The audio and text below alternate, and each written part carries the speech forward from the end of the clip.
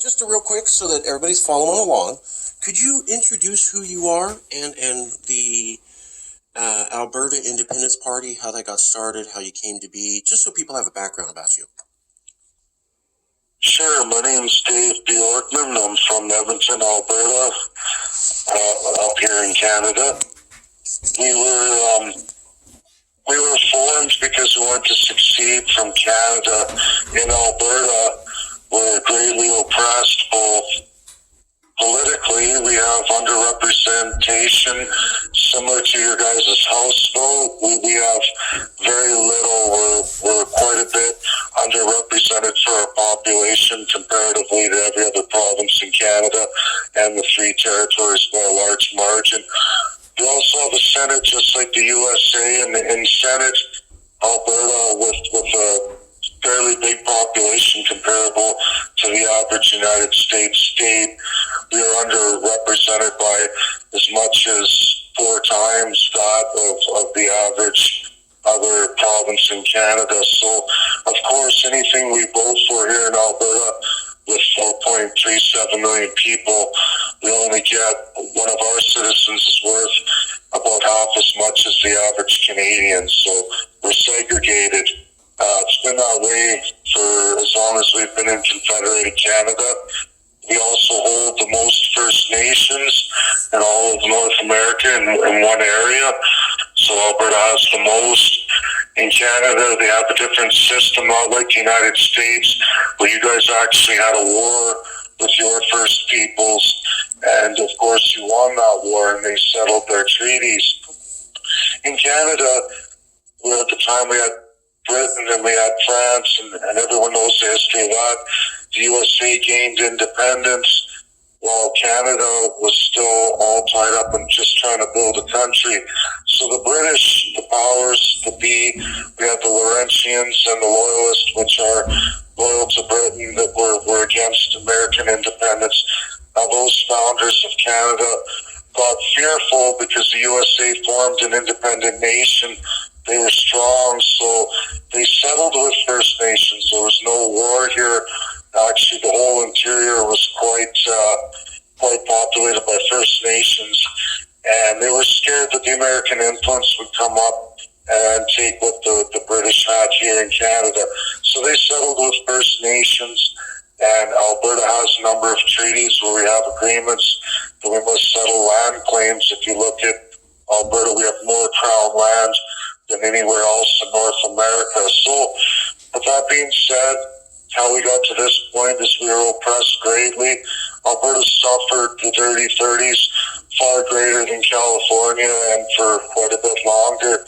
And actually a lot of Californians and independent Americans from California through San Francisco came up and settled Alberta.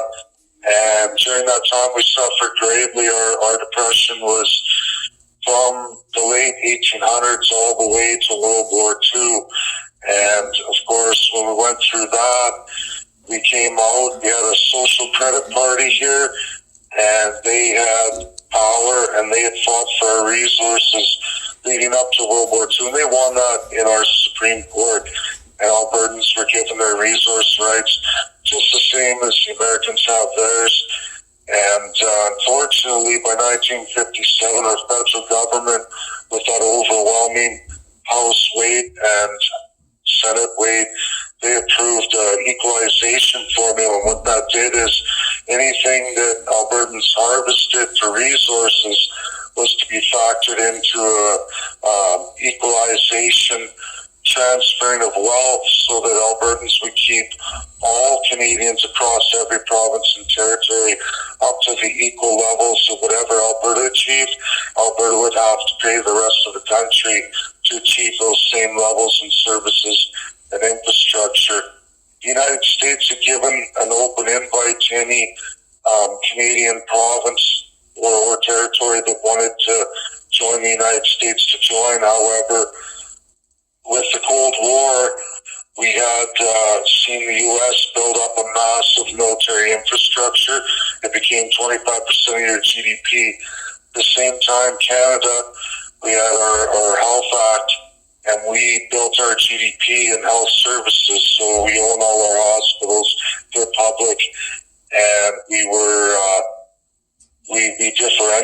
from you guys so much to the point that now to join the USA, even if we left Canada, we'd be unable to financially do that.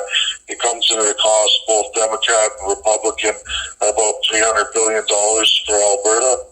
And we also would lose our health service sector GDP and have to match the United States military GDP, which would considerably move us past our service sector to primary GDP ratio, would cause us considerable hardship. But, you know, looking at that, we wanted to go with independence because we wanted to get away from the oppression. In Canada, we have another province, Quebec, who have the PQ Party Québécois, and they wanted to succeed from Canada, and they actually had a vote as a legal party, and they got enough Quebecers. It was actually 49% of Quebecers voted in favor of the referendum. So they were close to succession, but they didn't get a majority. So Canada made a Clarity Act, and they took our Supreme Court, and they met with the United Nations, and they looked at oppression. When you look at the United Nations Security Council, they look at a region, which can be a state just like the USA, or a province, and in the UK they call it a region. But they can look at that and say, are those people in that region inside a UN member state, are they oppressed? And they have rules on sovereignty. And there's a number of ways you can prove oppression if you're looking for independence. One is obviously political, they list that. Another one is financial. And there's also cultural oppression, which for us, the First Nations, unlike the Americans, we have an oppressive Indian Act where our First Nations are not provided the agreed settlement of the treaties. And again, that wasn't by war. So those people are greatly oppressed. In one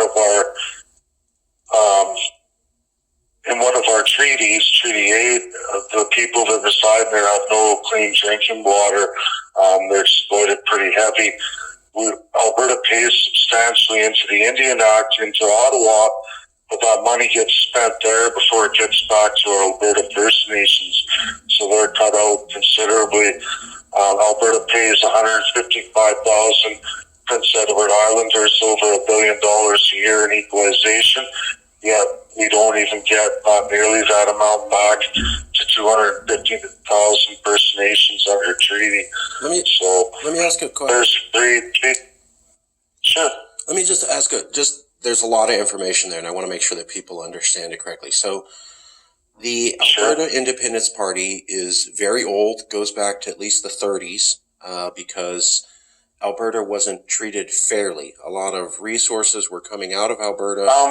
Is that right? Well, Alberta hasn't been treated fairly since 1905. Okay. And I don't want to say this offensively, but you have to understand that Britain and building the country of Canada, they had wiped out the First Nations in all coastline areas, right? The initial Confederation of Canada was British Columbia, which is on the coast just up from you guys in California, and between Alaska, right? You guys in Alaska, well, Washington, yeah, and you got BC, and then you got Alaska. But BC has no First Nations there, almost none. And then there's the province Manitoba, the original, they call it the joke of the postage stamp because it was so small, but there were no First Nations in there either. And then you go into what was Upper and Lower Canada and all the Atlantic provinces, Old Quebec and Ontario, and we're talking Laurentian and Loyalists. Okay, these are people that were definitely not for American independence. So you had those, the initial Atlantic provinces, except for Labrador. And if you look at our First Nations, all of those original Confederated provinces have no First Nations because they had eradicated them all under the British, right? So they formed Canada, and that's the initial Canada. The rest was the Northwest Territory. It was split between Hudson's Bay, Prince Rupert. I know Americans aren't really familiar with this, but at that time, North Dakota and Alberta and Saskatchewan actually had strong ties because it was so easy, freedom of movement. There was no, North Dakota was, even in 1867, North Dakota was not overly populated or well established yet, but the freedom of movement between that state and that territory was very easy, right, unrestricted. And so we ended up building Crown corporate banks. North Dakota is the only state in USA with its own public Crown corporate bank, and of course Alberta has the same thing. We're the only two places in all of North America. Do you guys have a public Crown bank? We just did it 2 weeks ago, and we are the second one in all of America. Oh, wow. And we based it on North Dakota. Oh, so, good. Yeah.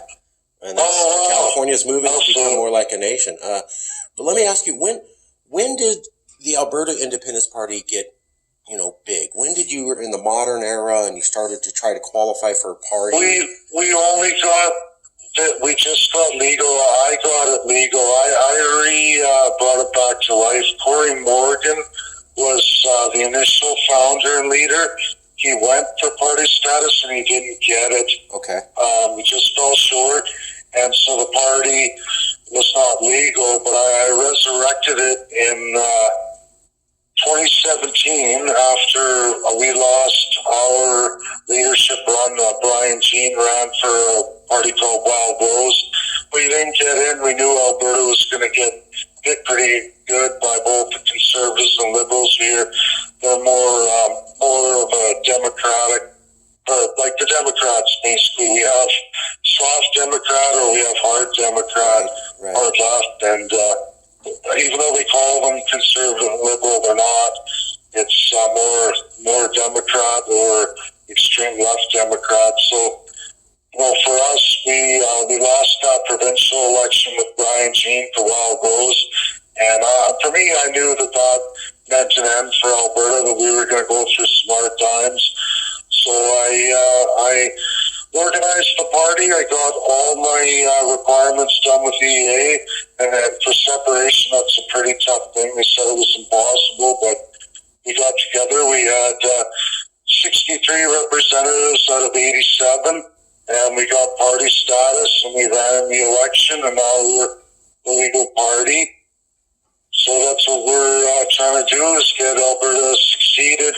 There's a lot of movements building up to it because we're being financially oppressed so bad, and the employment rate is so high, and we're still paying billions and billions of dollars. It's, to put it in perspective, what you guys are saying in California, we're 4.37 million people, and we're paying out just this year $43 billion in federal taxes, and we never see it again. It's gone. Wow. Just over a little over $50 billion that we generate federally. Each year? Send more than 80 each year. Yeah, last year was 41. See how it works here is just like the same as you guys. You pay your federal taxes. The problem is we have an equalization and transfer program where the federal government collects their taxes, and they say, okay, we're going to transfer your taxes that you paid in to other provinces who need the money. Am I losing you? Nope. Oh, okay. Nope. So I got a little staticky. Maybe on my end it's snowing. No. Sorry. No, but we have an equalization formula, and what they do is they transfer the wealth, like you said before, to equalize, and for Albertans, that's really large. The other problem we have is the former Soviet Union centralization system. Now, we have that here in Canada. Nobody likes to talk about that one, but what happens is if Alberta, they get so much tax dollars from these other provinces that don't generate enough revenue on their own or don't harvest their resources, what they do is they'll say, a foreign company, let's say it's from the States or let's say it's from Europe, and it decides it wants to go into Canada to build some kind of manufacturing. Pharmacare is a big one, so they come into Canada, they look at all the provinces' tax rates, they look at municipal tax rate factors, and of course the shared federal taxes. And the company will say, well, Alberta's got the lowest taxes and they're relatively reasonable in cities like Edmonton and Calgary to set up shop, manufacture this, and we're going to actually have the lowest tax rates. Canada on the federal side says, whoa, wait a minute. Before you're going to do that, we're going to give you credit so you don't pay all these different tax rates and the other bumps. We're going to pay that for you, and we're going to subsidize you to set up shop in Ontario, Quebec, Manitoba, anywhere not Alberta, right? And how they're doing that is the federal taxes they take from Albertans, all sources, they give it to that company in subsidy not to set up in Alberta. So whatever the differences in cost, they subsidize them. That's ridiculous. So I mean, that sounds very similar to what we have here in California, where we pay federal taxes and we subsidize other states and then we have the worst roads, dams, airports, seaports, levees, you name it, in all of America. Our infrastructure is worse than any other state, and yet we pay money to subsidize those states to continue to do better than us. Does that sound like a familiar story to you? Oh yeah, ours is, I think our story is a little bit, well, I'm not sure. I'd have to look at what your state taxes are, what the federal taxes are, which I'm fairly familiar with your tax rates because I had to, because I needed to know what an independent Alberta would have to compete with, you know, just if we were our own nation. And while your tax rates are better, what you have to look at is what the state is given back in both municipalities, like all federal governments in both systems. They will take the federal tax and they, you know, proportion it out, but it's what comes back to California. So if you want to know what the state is getting back, you have to look at federal grants in your state budget, which you'll see how much. They'll always tell you what the federal government gives back, and then you have to look up each and every municipality in your entire state region, then how much their budgets are and how much federal grants they applied for and how much came back. Then you have to look at what you guys pay in federal taxes, and between the municipality and the state, you're going to know how much that you pay in and how much you get back. And that's what I do, and that's what I did. So building this was relatively easy for me, shining light on everything. It's just getting media. I have a hard time getting media, but, you know, what I'm worried about is what's happening with this Brexit. It's actually an old narrative from our progressive conservatives to actually usurp the independence movement. It's not legal. You can't Western separate. And in Canada, the legality is you must hold a provincial referendum in the province that's looking to succeed as well.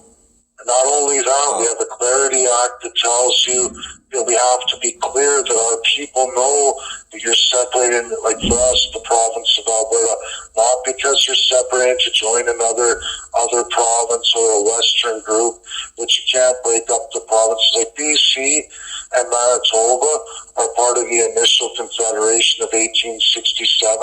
They don't have the First Nations consultations that are required like Alberta or Saskatchewan, which are just north of North Dakota, right? And like we're not able to just, you know, succeed, and there's no worries here. We have a tremendous amount of First Nations that we have inherited that deal. We have to settle the lands. It's why Alberta has so much crown land. If you ever come up here, you'll notice that the province is, you know, 70% crown land, meaning it's just public, nobody owns it, you can't build a house there, you can't build industry, right? So you're saying, the reason for that is, what? You're saying Alberta has good relations with the Indigenous people there? Our party does anyway. I met with all 49 First Nations chiefs. I'm the first one probably in Canadian history to present them self-government and full settlement of the claims. Here we do not have a good relationship because they're oppressed people, right? They're treated as a sub species of people. It's nothing like the United States. Like when you hear the UN Indigenous Peoples convention that they're trying to do, and they're trying to get the main 5 Security Council members, which is USA, France, Russia, UK, and China. They're trying to get them to endorse it. All 5 of those nations are the World War II allies. They replaced the League of Nations for international law. So whenever you want to get a real international law, all 5 of those nations have to agree, which it's kind of funny you called me on this interview. I'm applying to them today, or I'm just finishing up, but I'm applying for Alberta's oppression test and to block Canada from getting a temporary seat on the United Nations Security Council, which they're applying for. But I'm arguing that the permanent 5 members block it, so I'm asking that Kelly Craft, your UN ambassador to the United Nations and permanent Security Council member, I'm asking Kelly Craft to stop Canada from taking that seat, right? Could you talk about that? Something that backed up. Could you talk about this application for discrimination to prove that you are disenfranchised to the UN? What is the name of that? How do you do that? What do you try to do?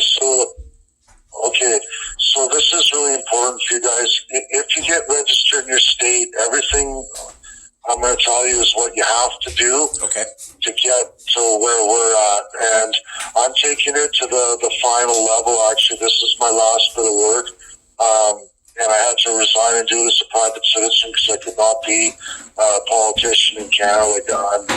There's rules for that. We have the United Nations Security Council. Okay, so we all know what happened with World War II. It was the worst thing the world's ever seen. And everyone agreed at the end of World War II, never again.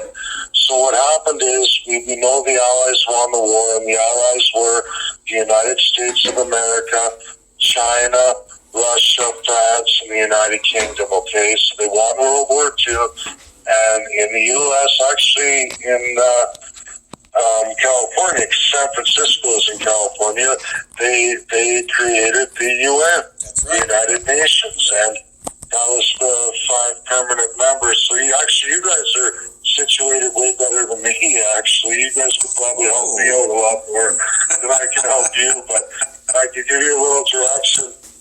But what you do is you go to the UN, which is what I'm finishing up today as a private citizen. We had, so that Big 5 Security Council, right, is who decides international law. When all 5 of the nations are listed, come together in accord, they decide the international law for the entire world, okay?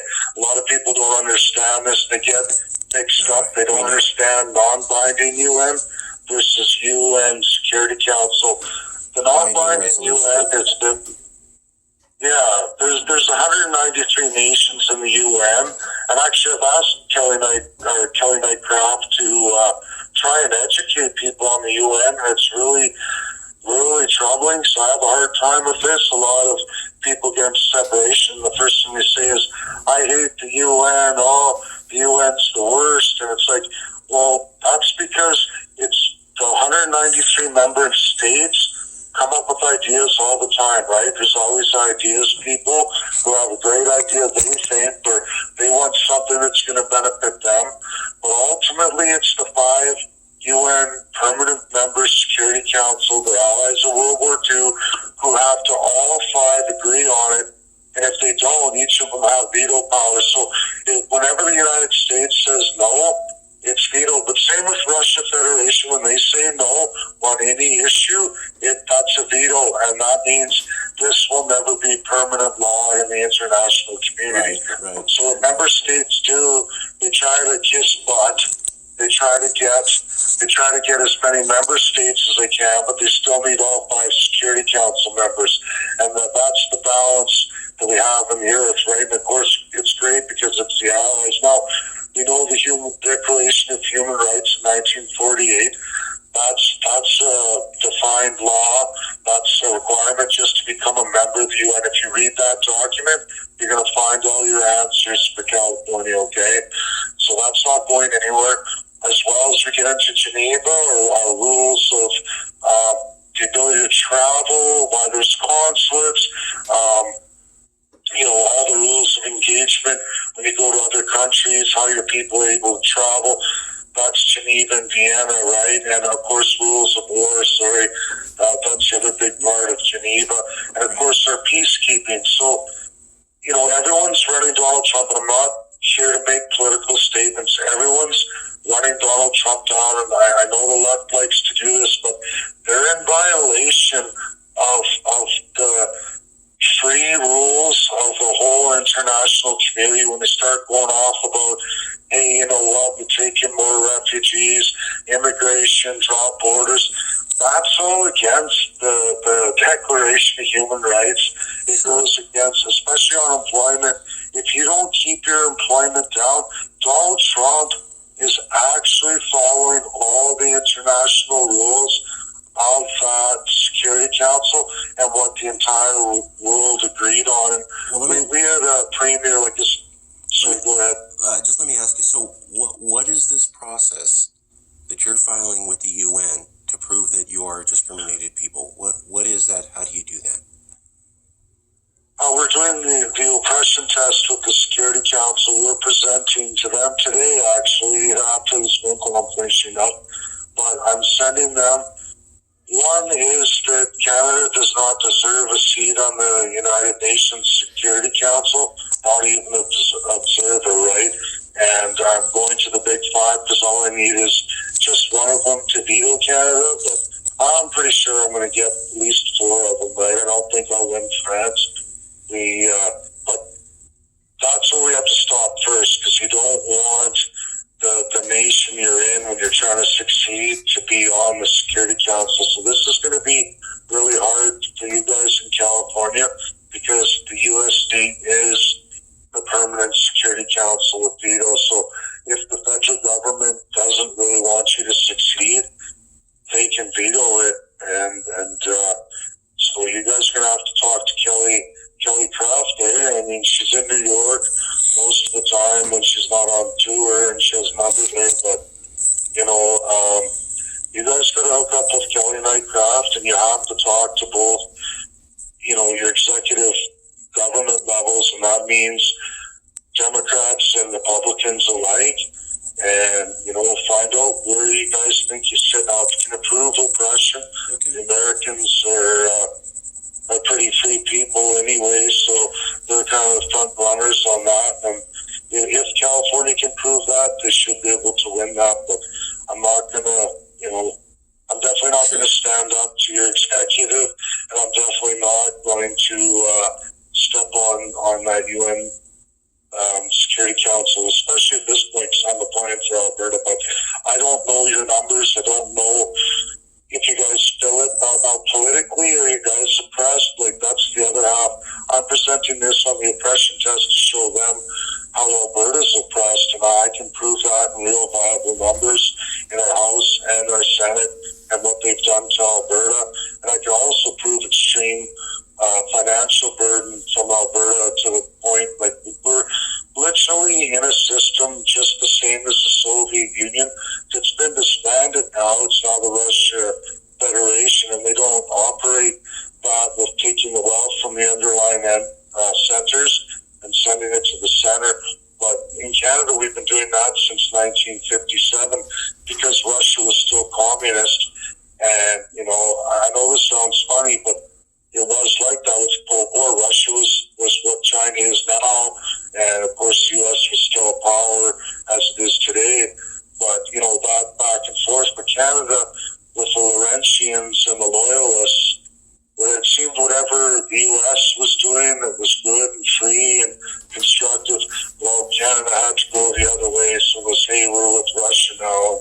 It's how they kind of built their system. So let me summarize, just so that people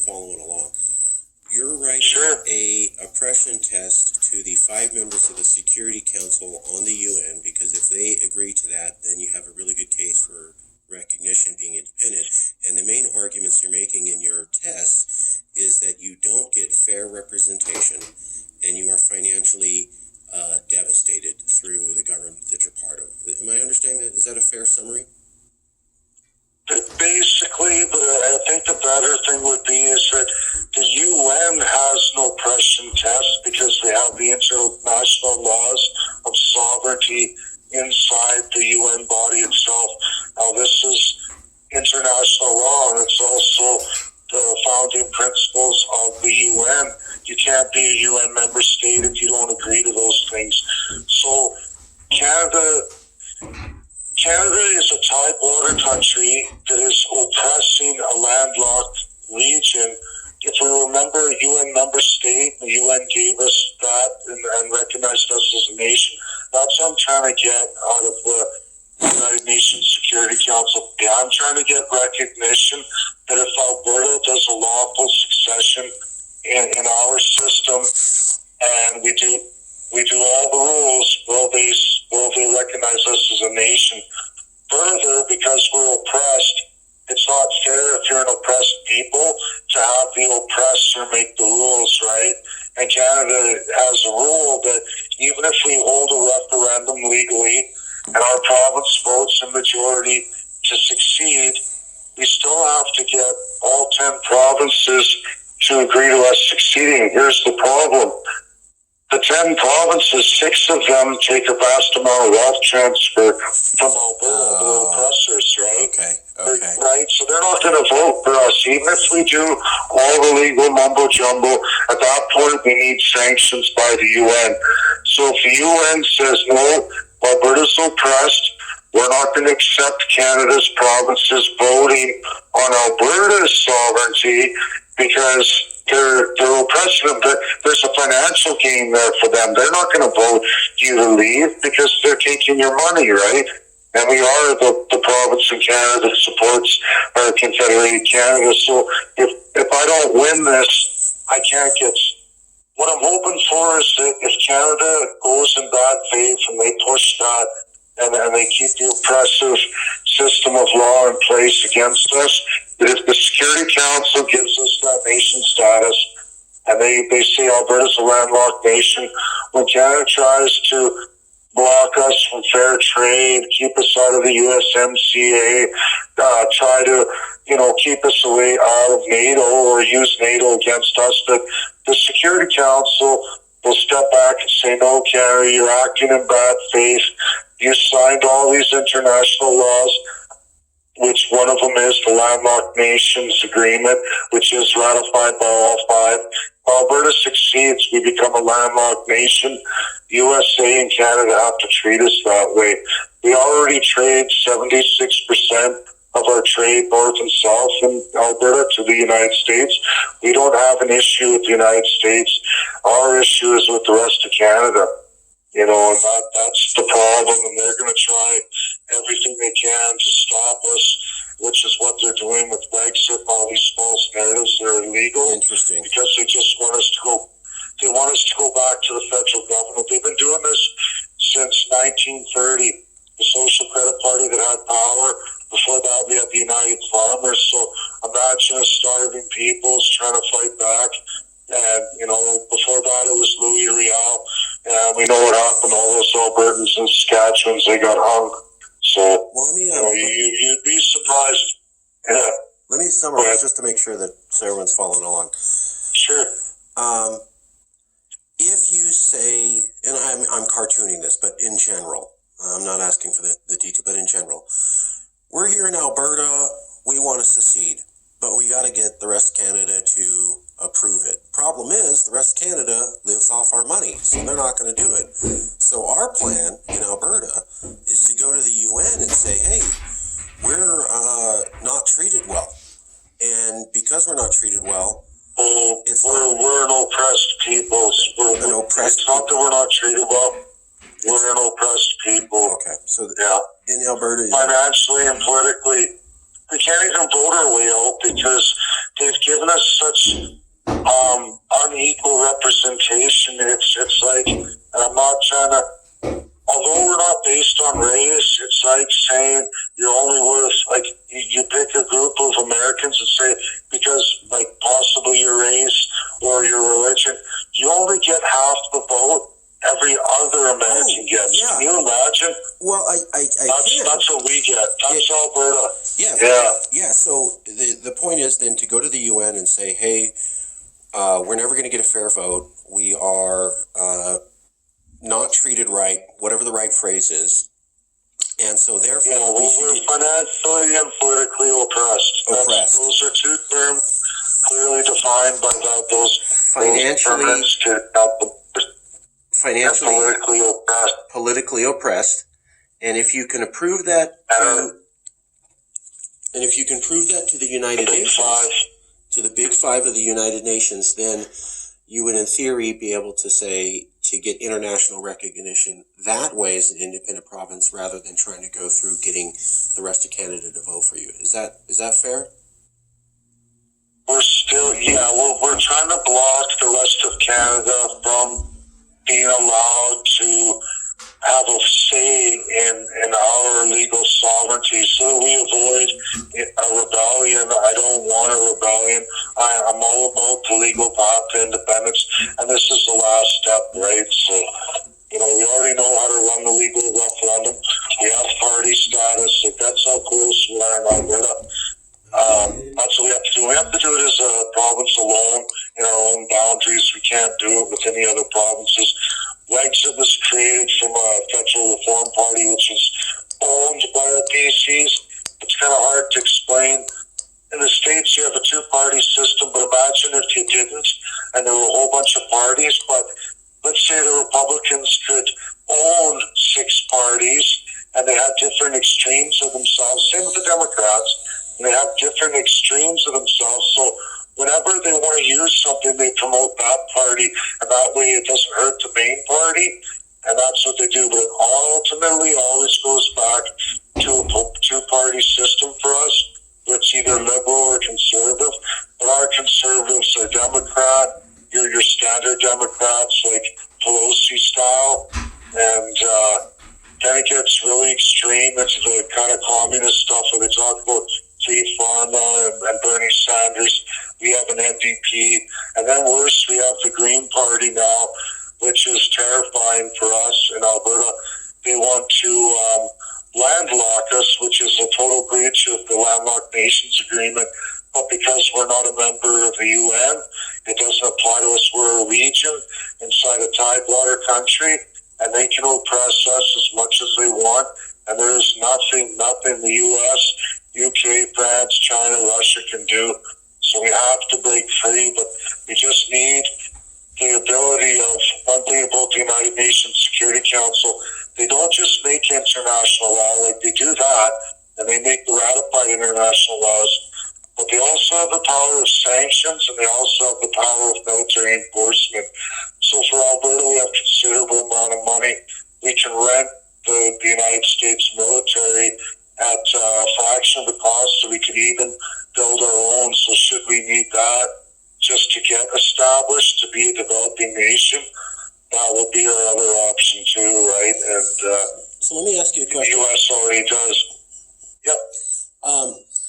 In California, we have 40 million people, right? And we only get 2 Senate votes, and we only get a few electoral college votes, whereas Wyoming has less than 1 million people, and they get the same 2 Senate votes, and they get a similar amount of electoral college votes. So that seems to be somewhat like what you're talking about, where you don't get fair representation.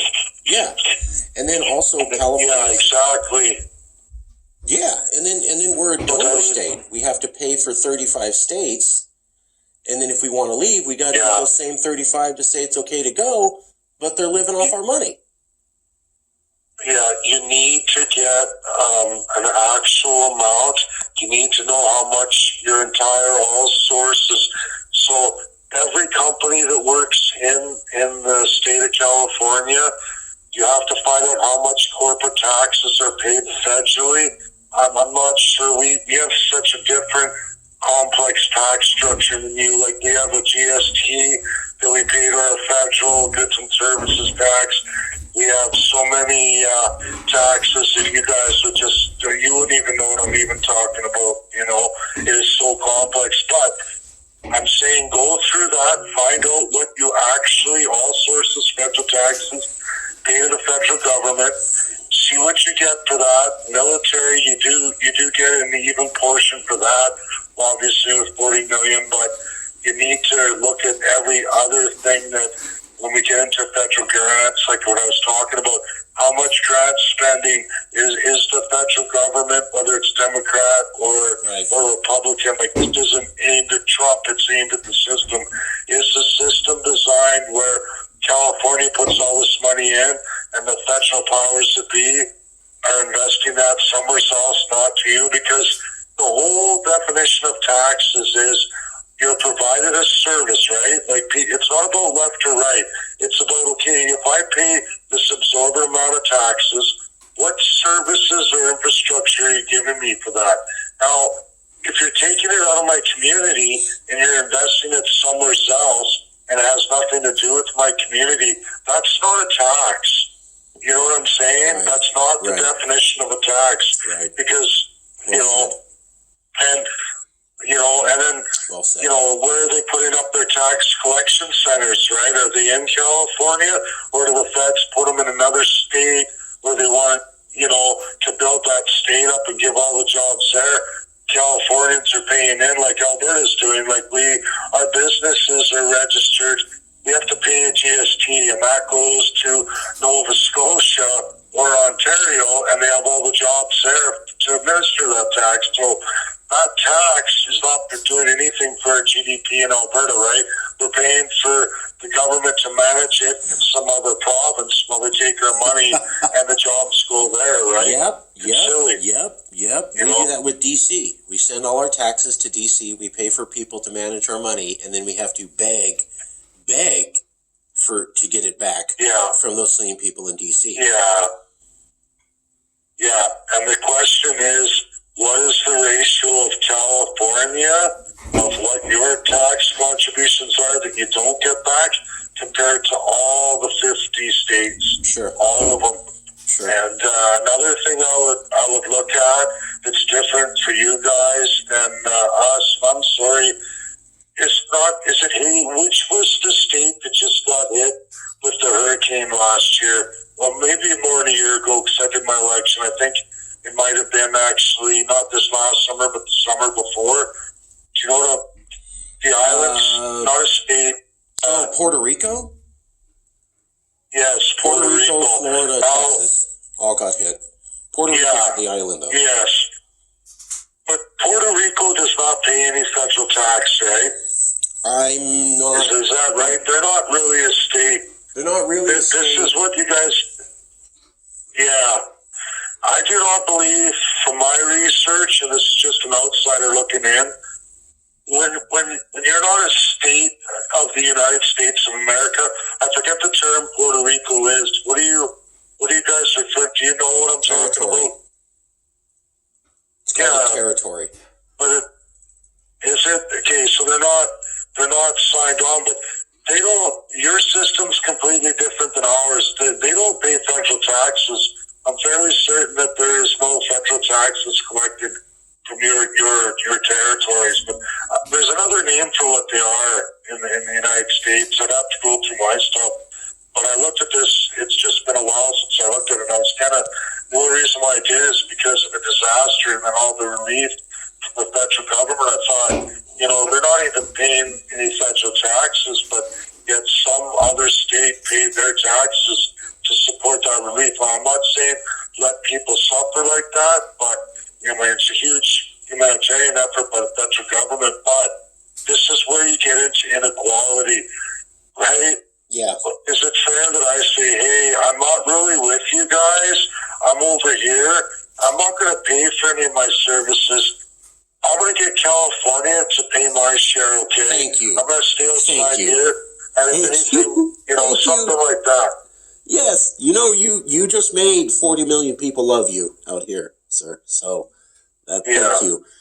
Let me say, I got a few more minutes left, and then I have to run into another meeting. But I gotta ask you though. Sure.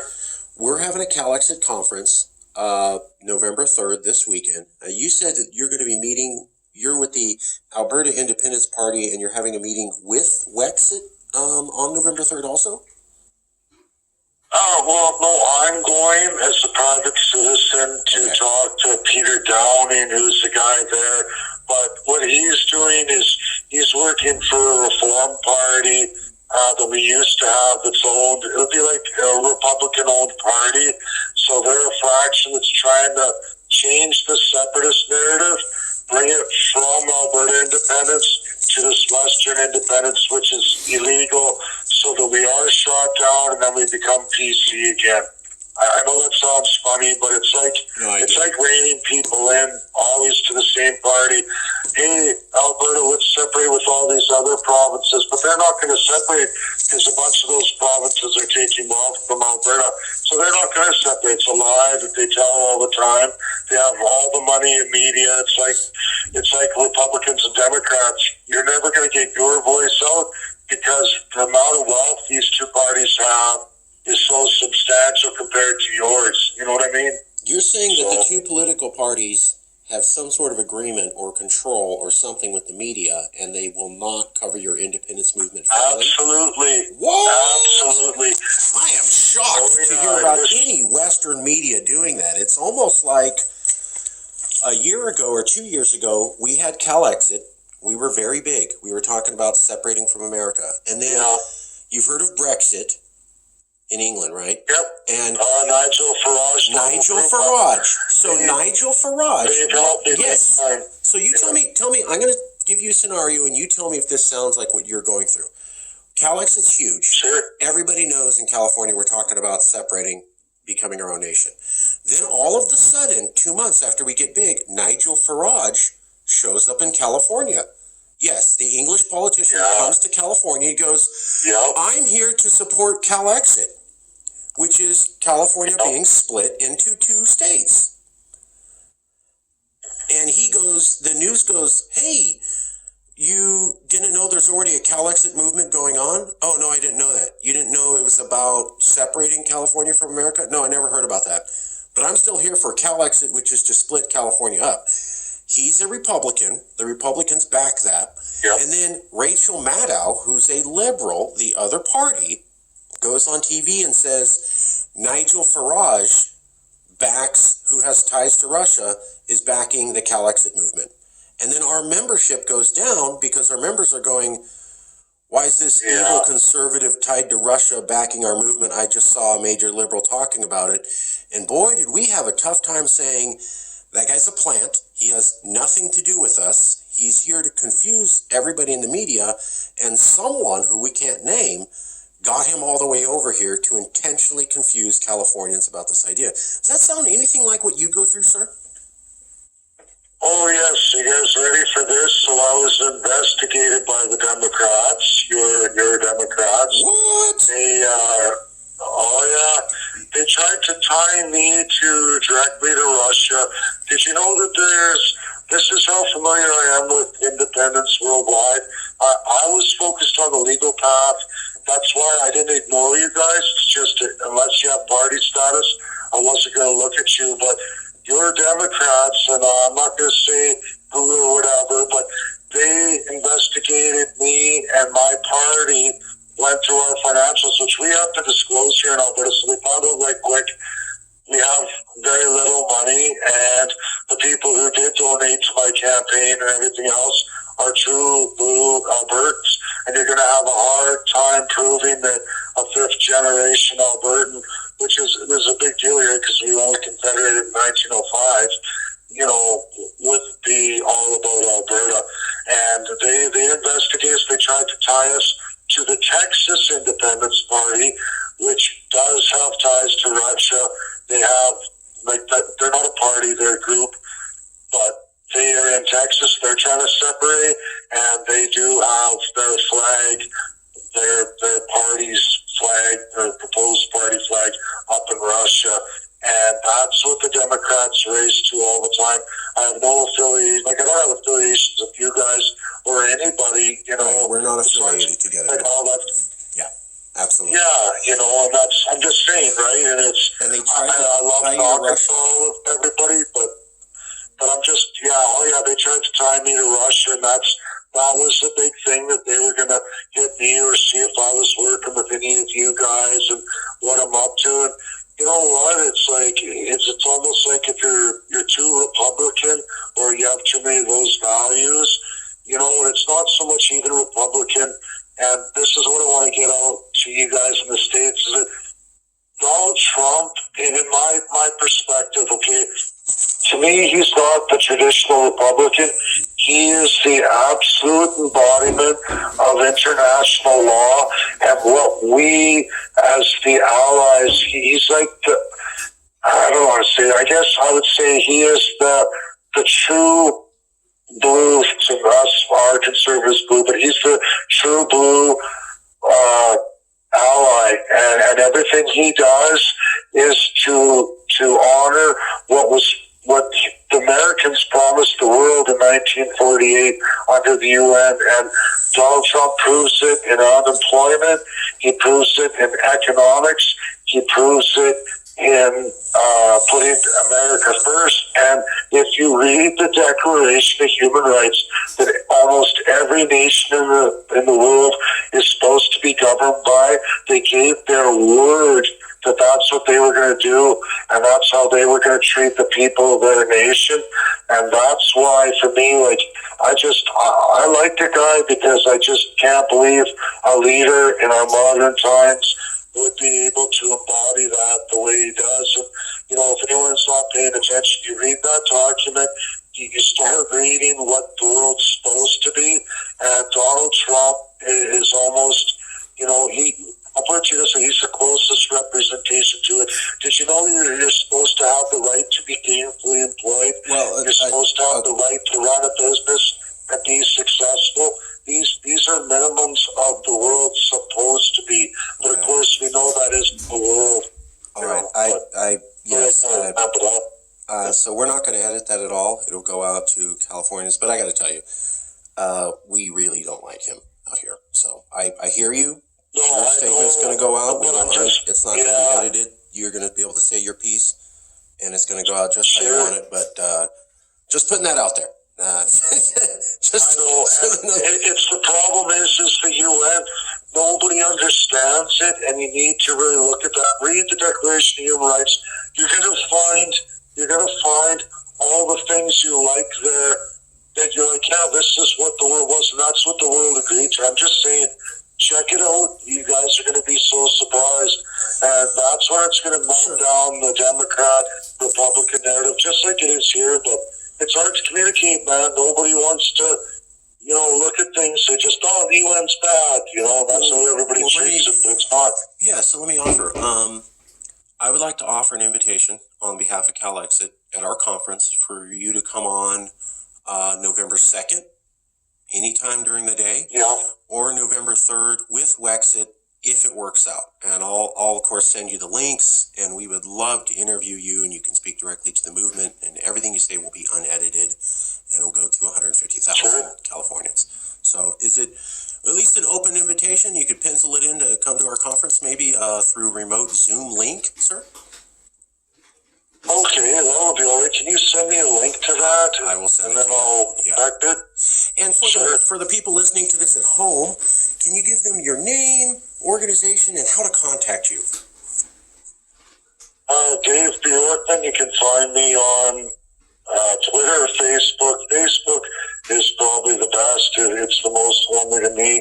I got my phone number registered, and you can email me at davebjbjorkman@gmail.com if you want to learn about the legal path to independence. I was the founder of AIP. I legalized it here in Alberta. I ran for premier, so that's what I just did here, April of 2019. And now I'm going global. I'm going to the UN, and I'm going to try and finish the legal path to independence. Oh, great. We'd love to. Could you spell your last name slowly for everyone there, just so they can type it in right? Sure. Bjorkman. Oh, like the singer, Bjork.